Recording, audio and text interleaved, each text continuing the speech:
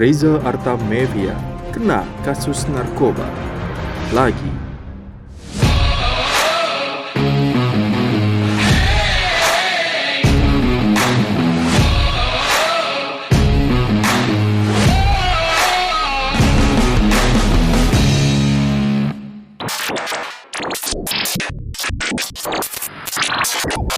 Hai seribuan, kali ini kita akan mengangkat profil seorang musisi wanita tanah air kelahiran 1975. Senior berarti ya. Tapi sebelum lanjut, klik subscribe dulu dong dan nyalain lonceng notifikasinya. Share juga ke orang-orang yang ngefans dengan Reza Artamevia. Yuk dah, lanjut.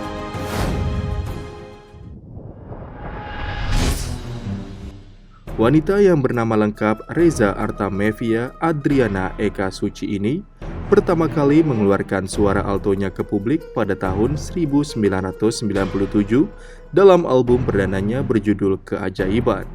Album ini lahir berkat Ahmad Dhani. Iya, pentolannya Dewa 19 itu loh. Mas Ahmad Dhani sudah terpincut dengan bakat menyanyinya Reza sejak ia masih berada di kelompok Dewa 19.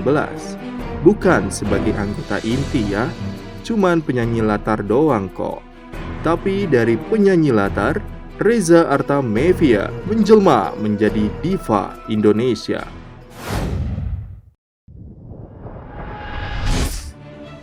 Menjadi diva tentu merupakan beban bagi Reza. Karena tidak hanya prestasinya saja yang menjadi sorotan, kehidupan pribadinya pun ikut terseret.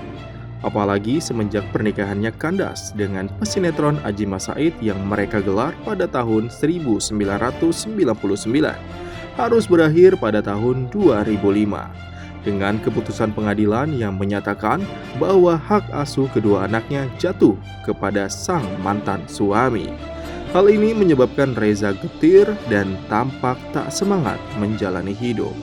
Bahkan, Reza sempat hilang selama 5 hari. Namun kabar hilangnya Reza akhirnya terkuak setelah publik mengetahui bahwa ia sedang menenangkan diri akibat depresi yang dideritanya.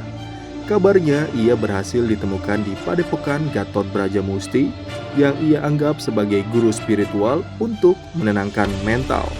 Namun, alih-alih membantunya, justru Reza terseret kasus penyalahgunaan narkoba bersama sang guru.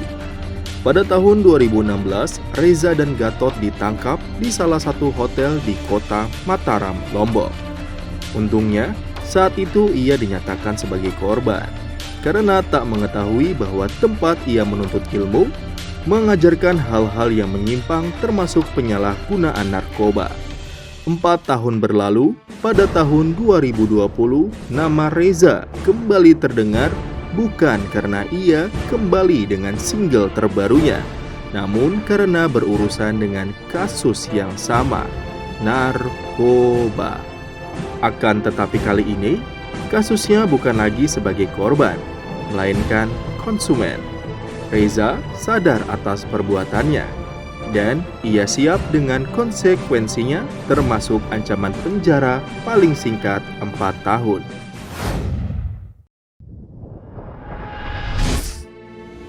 Di luar kisah kelamnya yang dihadapi, mulai dari perceraian, kehilangan hak asuh anak, hingga keterlibatannya dalam penyalahgunaan narkoba, prestasi Reza Artamevia tak kalah heboh.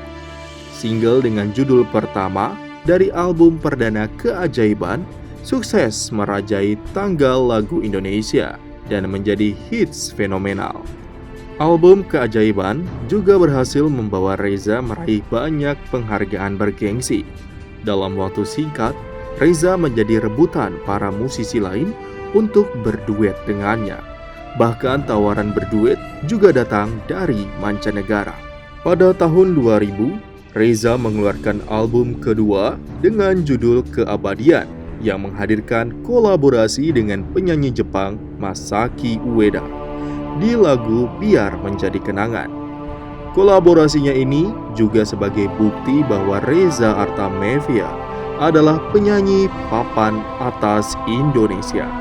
Album keduanya ini juga sukses di mancanegara, termasuk Jepang tempat teman duetnya berasal. Bahkan, album ini diterjemahkan ke dalam bahasa Jepang oleh Asian Music Standard yang bermarkas di Tokyo. Serta salah satu lagu dari album ini terpilih menjadi tema balap Formula One di Jepang dan Korea. Tidak berpuas diri, 4 tahun berikutnya, Reza kembali melukiskan namanya di Jepang. Ia diundang menyanyi oleh NHK TV di Tokyo dan Osaka dalam rangka Festival Asian Broadcast Union. Dan 4 tahun berikutnya, tepatnya pada tahun 2008, Reza Artamevia kembali mencetak prestasi besar.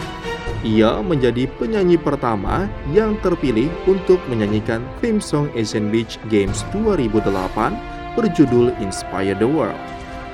Ajang ini merupakan ajang multi olahraga tingkat Asia kedua yang diselenggarakan Indonesia setelah Asian Games 1962. Reza tampil dengan diiringi 1.700 penari di hadapan Presiden Susilo Bambang Yudhoyono dan 40 tamu kepala negara lainnya dari penjuru Asia.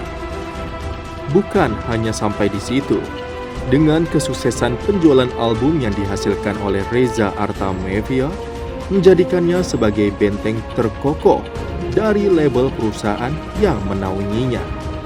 Makanya, tak heran jika Reza Artamevia disematkan sebagai diva dan posisinya sejajar dengan diva Indonesia era 2000-an lainnya, seperti Krisdayanti, Titi DJ, dan Ruth Sahanaya. Nah, itu dia seribuan fakta dan informasi seputar diva Reza Artamevia.